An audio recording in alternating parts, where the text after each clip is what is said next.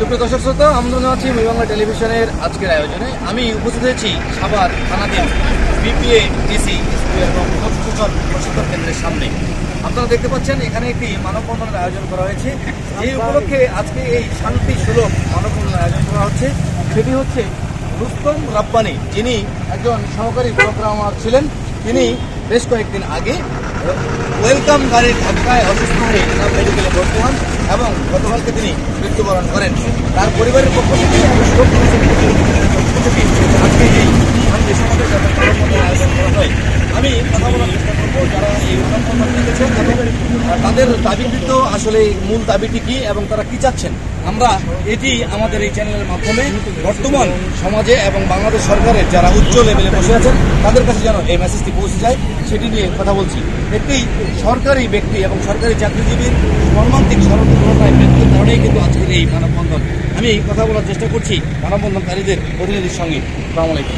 আসসালামু আলাইকুম। জি, আপনার নামটা একটু বলুন। আমি ডক্টর মোহাম্মদ জিয়াউল ইসলাম। আমি সিস্টেম অ্যানালিস্ট হিসাবে এখানে আইটি দায়িত্বে আছি। রুস্তম রাব্বানী আমাদের আইটি বিভাগের একজন কর্মকর্তা ছিলেন।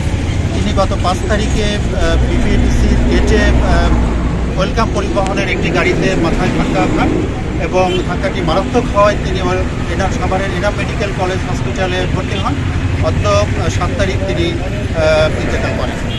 আমরা বিপিএটিসি পরিবারের পক্ষ থেকে এই ঘটনার দোষীদের বিচার চাই এবং আমরা নিরাপদ সড়কের দাবিতে সুশৃঙ্খলভাবে এখানে মানববন্ধন করছি।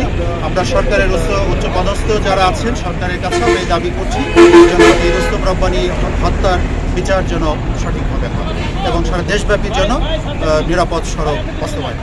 আমরা দেখেছি যে গত প্রায় 1 মাসে এই সাভারে প্রায় শতাধিক রোড অ্যাক্সিডেন্ট হয়েছে এবং বেশ কয়েকজন মৃত্যুবরণ করেছে। এর আগে আমরা সাভারের পক্ষাঘাতগ্রস্ত যে সিআরপি তার সেখানকার একজন ট্রেনিংরত অবস্থায় নার্স অথবা ট্রেনিংরত অবস্থায় একটি ছেলে মারা গিয়েছিল, সেটা নিয়েও মানববন্ধন হয়েছে। আসলে এটা কোনো শুরু হচ্ছে না, এই উপলক্ষে আপনি কি বলছেন?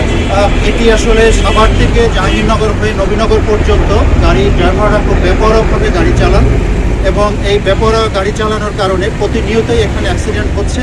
আমরা সরকারের যারা নিরাপত্তার দায়িত্বে আছেন, যারা রোড সেফটির দায়িত্বে আছেন, যারা হাইওয়ে পুলিশ আছেন, সবার সাথে আমরা কথা বলেছি যাতে এটিকে আরও নিরাপদ করা যায় এবং আমাদের ধারণা হচ্ছে যে এই জায়গায় আসার পরে ড্রাইভাররা কিছুটা বেপরোয়া হয়ে যান গাড়ি চালানোর। এই আপনারা ওয়েলকাম কর্তৃপক্ষ কিংবা থানা কর্তৃপক্ষ অথবা হাইওয়ে কর্তৃপক্ষের সঙ্গে কোনো কথাবার্তা বলেছেন? আমরা থানা কর্তৃপক্ষের সঙ্গে কথা বলেছি, হাইওয়ে পুলিশ আমরা তাদের কাছে লিখিতভাবে জানিয়েছি। ওয়েলকাম কর্তৃপক্ষের সাথে আমরা সকালে মিটিং করেছি এবং আমাদের বিষয়গুলি তাদেরকে আমরা উপস্থাপন করেছি। তারা জানিয়েছেন তাদের অফিসের সাথে কথা বলে আমাদেরকে বিস্তারিত করে।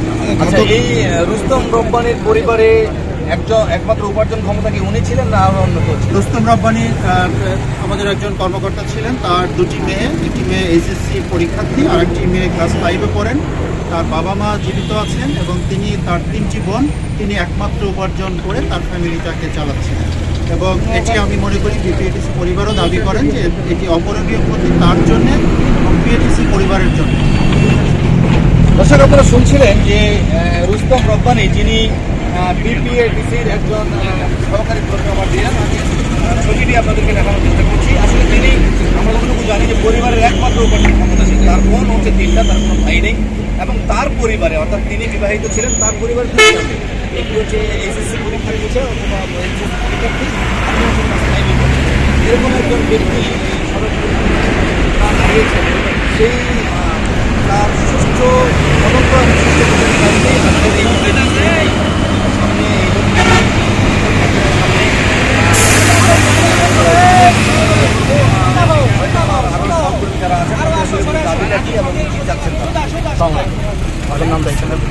আমি কে এম আব্দুল কাদের, আমি বিপিএটিসির একজন পরিচালক। আমরা অত্যন্ত মর্মাহত যে আমাদের অত্যন্ত ভালো একজন সহকর্মী, অত্যন্ত ভালো মানুষ ছিলেন, তাকে আমরা হারিয়েছি এবং এই হারানোটা আমরা মেনে নিতে পারছি না। এটার একমাত্র কারণ হচ্ছে এই সড়ক পরিবহনের বেপরোয়া গাড়ি চালনা।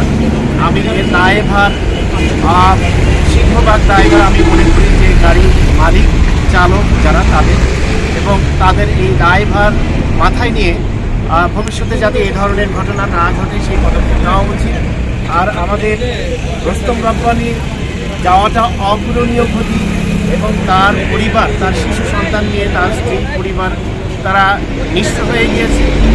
এই অবস্থায় তার পরিবার এর পাশে দাঁড়ানো উচিত, এবং আমি মনে করি যে তার পরিবারের দায়ভার মেটানো সম্ভব। এরকম একটা যদিও আমরা রুস্তম রব্বানীকে ফিরে পাবো না, কিন্তু পরিবারের দায়ভার মেটানোর মতো একটা ক্ষতিপূরণের ব্যবস্থা পরিবহন মালিক পক্ষ থেকে আমি দাবি করছি।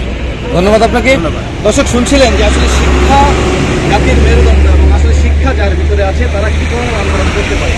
আমরা বেশ কিছুদিন থেকে দেখতেছি যে কেউ দুর্ঘটনায় মারা গেলে তারা রাস্তা অবরোধ করে, সড়ক অবরোধ করে, গাড়ি চলাচল বন্ধ করে। কিন্তু যারা সুশিক্ষায় শিক্ষিত তারা কিন্তু অবরোধ বা মানববন্ধন যেটাই করছেন না কেন, রাস্তা ব্লক করে নয়, তারা তাদের সম্মানার্থে তাদের কর্মস্থলের সামনে তারা মানববন্ধন করেছেন। এবং আপনারা দেখতে পাচ্ছেন যে অপর সাইড দিয়ে গাড়ি চলাচল করছে, তারা গাড়ি চলাচলে কোনো বিঘ্নিত সৃষ্টি করেনি। এটাই হওয়া উচিত যে সাধারণ পরিবহন এবং সাধারণ যাত্রী পরিবহন, যে কর্মস্থল বা যারা হচ্ছে ট্রাক পরিবহন, মালামাল বহনকারী যে যানবাহন, সেগুলো যেভাবে চলছে রাস্তার এক সাইডেই তারা মানববন্ধন করছেন। এটাকে যদি তাদের দুর্বলতা মনে করা হয় তাহলে হয়তো আইন শৃঙ্খলা রক্ষাকারী বাহিনী যারা আছেন তারা ভুল করবেন। কারণ এই ওনারাই যদি সুষ্ঠু বিচার না পায় তাহলে হয়তো একদিন মানববন্ধনের সঙ্গে সঙ্গে আন্দোলন হবে, রাস্তা ব্লক হবে, গাড়ি ঘোড়া চলা বন্ধ হবে। অতএব এটা হওয়ার আগেই এই রুস্তম রব্বানী যেন সুষ্ঠু একটি বিচার পান, তার পরিবার যেন সুষ্ঠু একটি বিচার পায়, সেই দাবি রেখেই কিন্তু তারা আন্দোলন করছেন। আমি আপনাকে দেখানোর চেষ্টা করেছি এখানে সরকারি শত শত লোক বা শত শত কর্মচারী যারা আছেন তারা এই মানববন্ধনে অংশগ্রহণ করেছেন। এখানে সহস্রাধিক ব্যক্তি এই মানববন্ধনে অংশগ্রহণ করেছেন। তারা চান তার পরিবারের একমাত্র উপার্জন ক্ষমতা যে রুস্তম রব্বানী, তার জন্য একটি সুষ্ঠু সমাধান বা তার পরিবারের দায়িত্ব সমাধান যেন তারা করতে পারে, বা কর্তৃপক্ষ আইন শৃঙ্খলা রক্ষাকারী বাহিনী এই সমাধানটি যেন করে দেন। আমি কথা বলার চেষ্টা করবো যারা সহকর্মী ছিলেন তাদের সাথে, তারা মানববন্ধন দাঁড়িয়েছে তাদের সাথে কথা বলার চেষ্টা করবো। আসলে আপনারা কি চাকরি পারে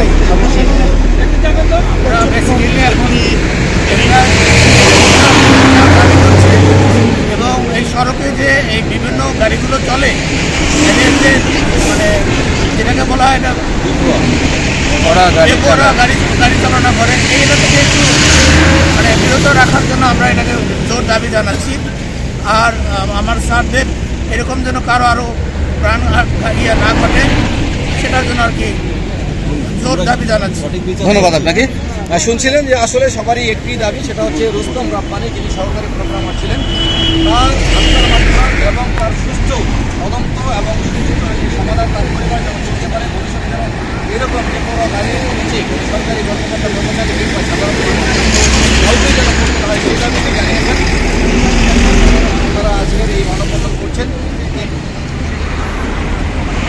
আপনারা হয়তো জানেন যে এটি হচ্ছে দেশের শীর্ষস্থানীয় একটি ট্রেনিং সেন্টার, যেটি হচ্ছে সরকারি উচ্চপদস্থ কর্মকর্তা কর্মচারীদেরকে যেখানে ট্রেনিং দেওয়া হয়।